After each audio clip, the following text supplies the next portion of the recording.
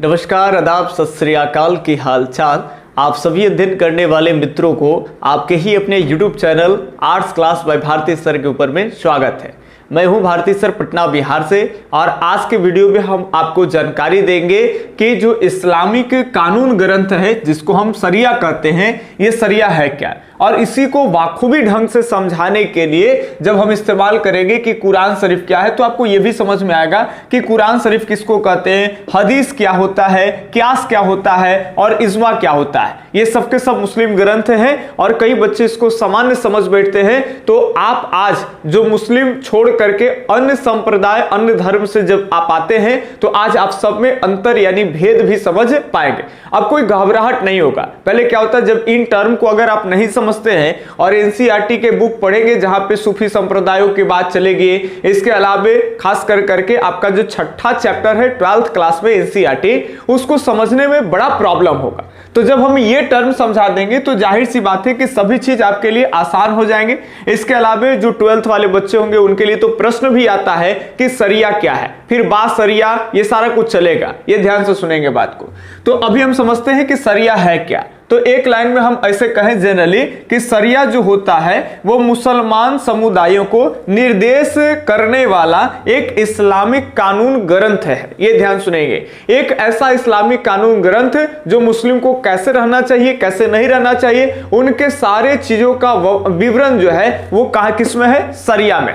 अभी बढ़िया से समझेंगे। इन सबको समझने के लिए अभी कुछ जानकारी आपको शरिया के बारे में नहीं हुआ है, अभी जो जानकारी होगा वो आप इज्मा तक समझ पाएंगे, तब आप शरिया का मतलब समझेंगे। अभी ध्यान से सुनेंगे। कुरान के बारे में तो आप सब सुन रखे हैं पहले से थोड़ी बहुत, तो इसके बारे में डेटा आपके पास होगा कि इस्लाम का पवित्र ग्रंथ है जिसको हम क्या कहते हैं, कुरान कहते हैं। लेकिन अभी थोड़ी थोड़ी बात आपको और सोचवाते चले। यहां तक तो आप 11th के विद्यार्थी होंगे तो पढ़े होंगे, या फिर जो भी कंपटीशन के बच्चे होंगे तो पहले से पढ़ रखे होंगे कि मोहम्मद पैगंबर साहब का जन्म जो होता है वो मक्का और मदीना, ये ध्यान सुनेंगे, मक्का में होता है, फिर मदीना में चले जाते हैं। तो वो जो शताब्दी की हम बात कर लेंगे डायरेक्ट वे में, शताब्दी चल रहा है 7वीं शताब्दी।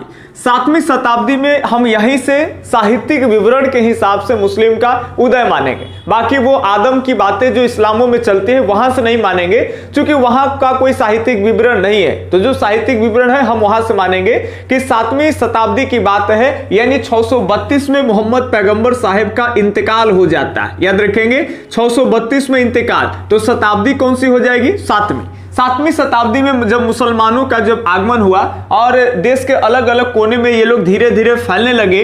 मोहम्मद पैगंबर साहब के इंतकाल के बाद मोहम्मद पैगंबर साहब का उत्तराधिकारी जिसको हम कहते हैं खलीफा, ये याद रखेंगे। इस खलीफा को लेकर करके जैसे इस्लाम दो वर्ग में बट भी गया था, जैसे शिया है और सुन्नी है। ये सारा कुछ एनसीईआरटी जब हम आपको पढ़ाएंगे क्लास में, अपैड क्लास में सारा कुछ पढ़ाएंगे, तब आपको बताएंगे कैसे गदीर के मैदान में पैगंबर साहब खड़ा होते हैं और अपना अनुयायियों का इंतजार करते हैं, और अपने सभी अनुयायियों को उसी टाइम में हम बताएंगे कि उसी टाइम में वो लाइनें बोले थे कि जिसका पैगंबर मौला है उसका हजरत अली मौला है। वहां सारी कहानी हम आपको समझाएंगे ताकि इस्लाम में धीरे धीरे आप कोई भी धर्म के होंगे तो आप रुचि रखने लगे।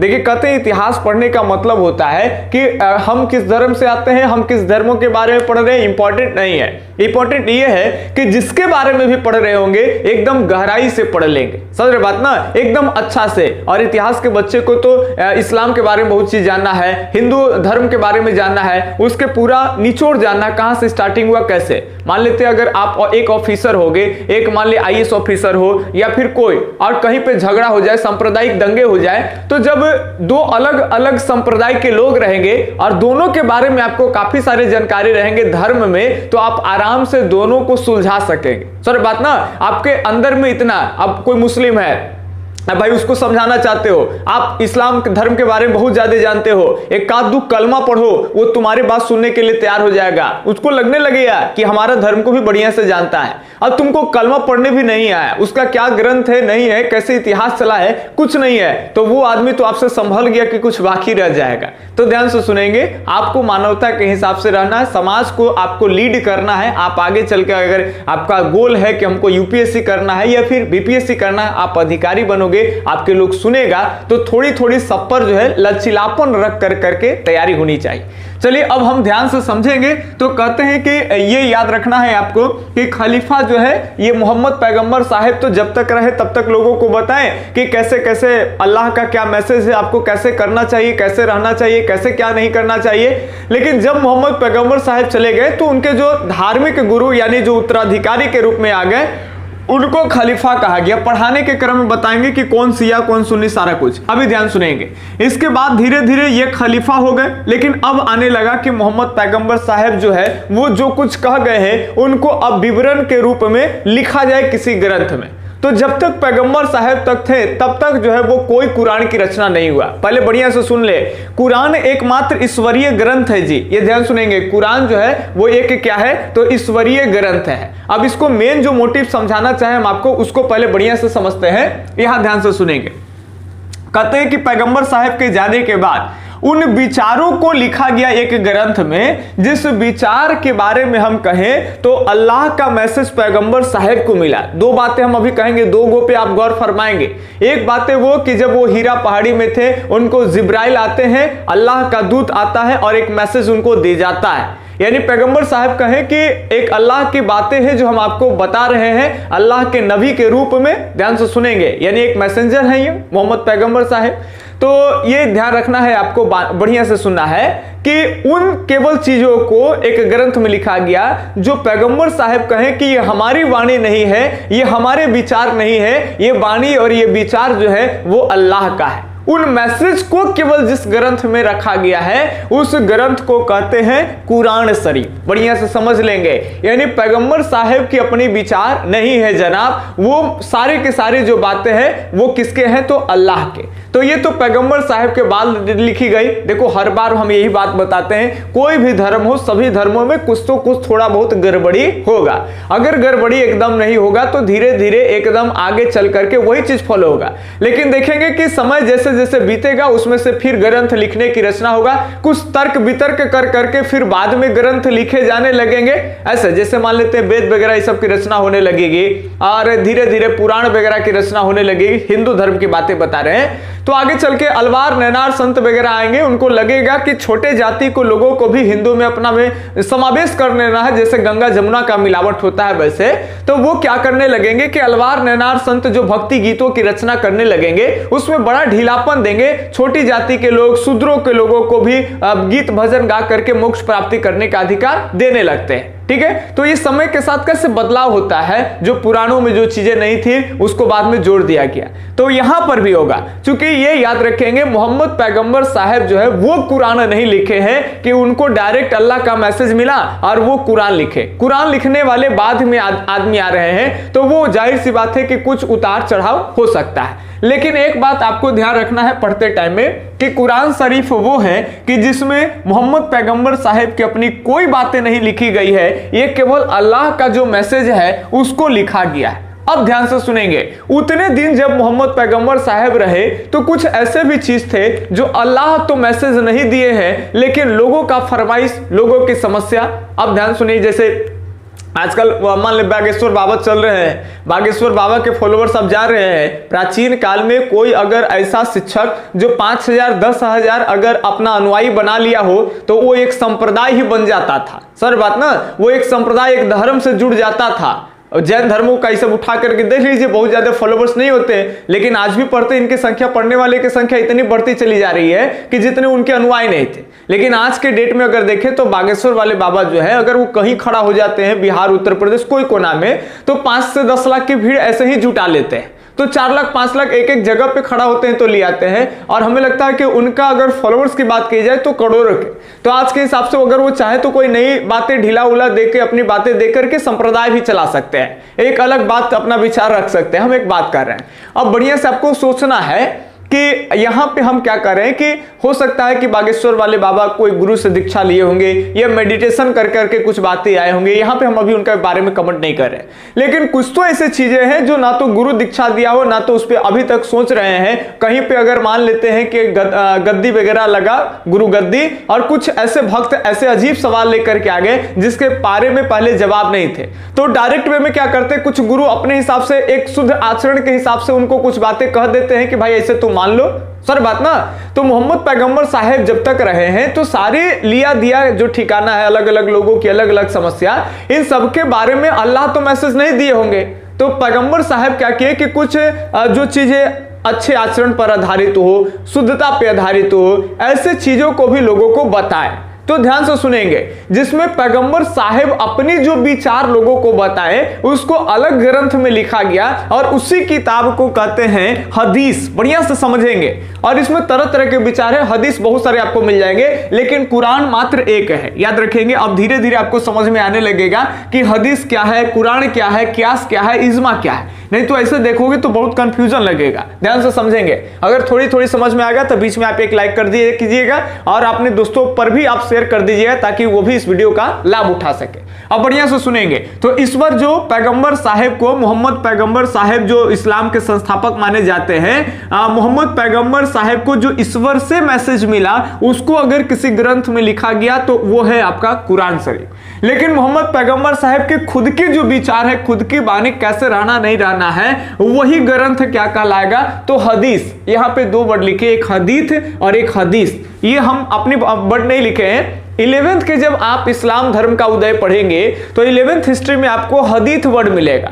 12th का जब आप इतिहास उलटेंगे, भक्ति सूफी आंदोलन, उसी में इस्लाम के बारे में कुछ जानकारी आपको दिया गया है, वहां पे जो वर्ड मिलेगा हदीस। लेकिन कंफ्यूजन नहीं होना है, आप इसको हदीस बोल सकते हो, कोई दिक्कत नहीं, ठीक है। चलिए, दोनों सेम ही बात है, दोनों अलग नहीं है। तो हदीस की बात कर ले तो ये आपको अनेक मिलेगा। अब समझ में आ गया दोनों का अंतर। अब हुआ क्या कि जैसे जैसे समय बीता, दो गो ग्रंथ इस्लाम को मिल चुका था, एक जो ईश्वर की बातें और एक पैगंबर साहब की बातें। एक को कुरान शरीफ कहते हैं, दूसरे को हदीस कहते हैं, यानी हदीस कहते हैं।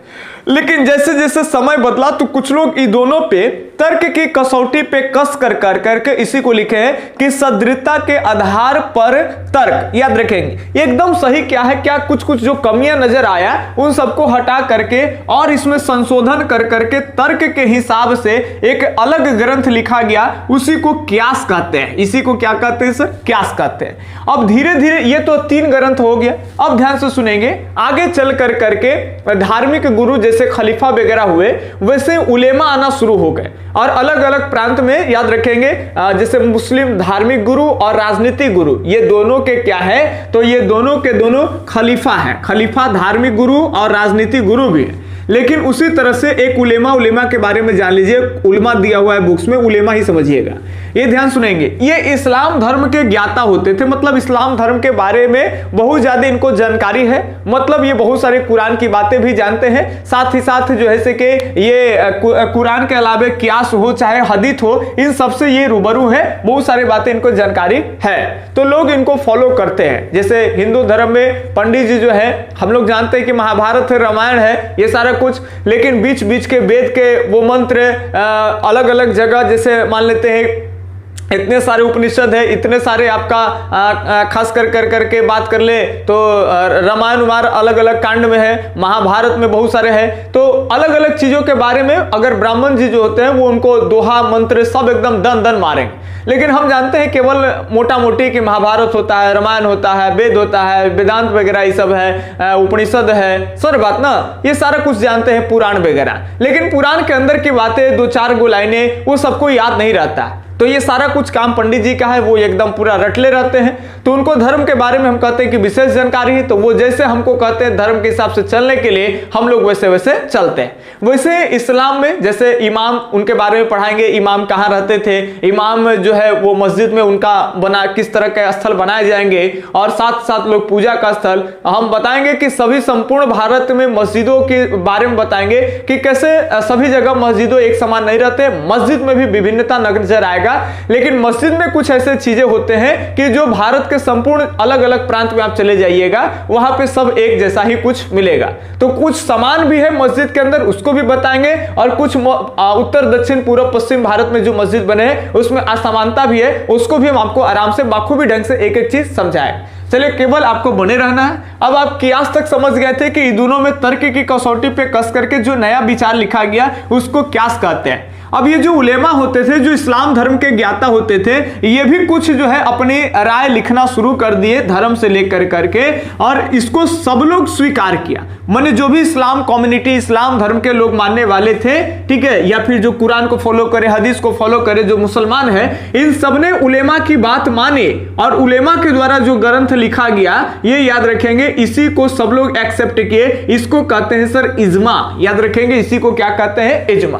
तो ये 4 ग्रंथ है, ये चारों के चारों इस्लाम को एक तरह से निर्देश देने वाला ही ग्रंथ है। अब बढ़िया से सुनेंगे, इन चारों को शामिल कर लिया गया, कुरान शरीफ को शामिल कर लिया गया, हदीस को शामिल किया गया, कियास की कुछ बातों को शामिल किया गया, और इजमा को। अब तब जाकर के हमारा बना क्या जी, तो शरिया बना। ये बढ़िया सुनेंगे, यानी शरिया एक इस्लामिक कानून ग्रंथ है, नो डाउट, इतना बात सब लोग को याद रखना है। ये मुस्लिम समुदाय को निर्देश करने वाला एक इस्लामिक कानून ग्रंथ है, कोई दिक्कत, यानी इस्लामिक कानून है। आप यहां भी कह सकते, ग्रंथ का उच्चारण ना ले सकते। अब इसमें बताएंगे कि जो कुरान शरीफ, हदीस, कियास और इजमा के मिलने से बना है। ठीक है, इतनी बातें आपको आराम से समझ में आ गई होगी, कोई भारी नहीं है। आप उलेमा भी समझ पाए होंगे। ठीक है, अब उलेमा के बारे में थोड़ी और जानकारी हम आपको दे देंगे। उलेमा जो है वो धर्म के ज्ञाता है, इसीलिए वो धार्मिक काम भी करते हैं। इसके अलावा धर्म के बारे में, धर्म के हिसाब से न्याय वगैरह भी देखते हैं, और लोगों को ये पाठ पढ़ाने का काम भी करते हैं। मतलब उलेमा वो है जो थोड़ा अध्यापन, टीचिंग का काम कर लेते हैं, लोग को पढ़ाने के लिए धर्म की कुछ बातें पढ़ा लेते हैं। इसके अलावा वो धर्म के लिए कुछ धार्मिक कार्य कर लेते हैं, और साथ ही साथ जो है धर्म के हिसाब से ये फैसला वगैरह भी कर सकते हैं। ठीक है, तो ये तो बात हो गई उलेमा की। बाकी ये सारा कुछ आप समझ पाए होंगे। अब बाकी हम जब बुक पढ़ाएंगे तो सब चीज आपको पढ़ाएंगे कि उलेमा से जो भारतीय मुसलमान होते हैं, तो भारतीय मुसलमान ये आग्रह करते हैं कि उलेमा जो है वो हमारे सुल्तान को एक तरह से फोर्सली, ये माने हम लोग एक आशा लगा रखे थे मुसलमान लोग मध्यकाल में, कि उलेमा जो है भारतीय सुल्तान को कहे कि तुम अपने राज्य में शरिया लागू करो। हालांकि विश्व में जहां जहां मुस्लिम डायनेस्टी होता था वहां शरिया लागू किए जाते थे, लेकिन भारत में शरिया ना लागू होना, भारत में ये राजा बादशाह होते थे मुसलमान, लेकिन कानून व्यवस्था बड़ा ढीला ढाला होता था, शरिया पूरा फॉलो नहीं होता था। आखिर इसके पीछे का रीजन क्या है, ये सारा कुछ हम आपको पैड कोर्स में एकदम निरंतर पढ़ाएंगे। बाकी यूट्यूब पर भी जो सब्सक्राइबर है उनके लिए बेहतर बीच बीच में जानकारी ला करके हम आपको देते रहेंगे, ताकि बुक पढ़ने में या किसी भी तरह से आपको अदर चैनल पर जो बच्चे हैं उनसे थोड़ा सा आपका नॉलेज हाई रहे। तो जाते जाते एक लाइक कर दिया कीजिएगा। ठीक है, बाकी मिलते हैं अगले वीडियो लेक्चर्स में, तब तक के लिए धन्यवाद। जय हिंद, अल्लाह हाफिज, आपका दिन शुभ हो।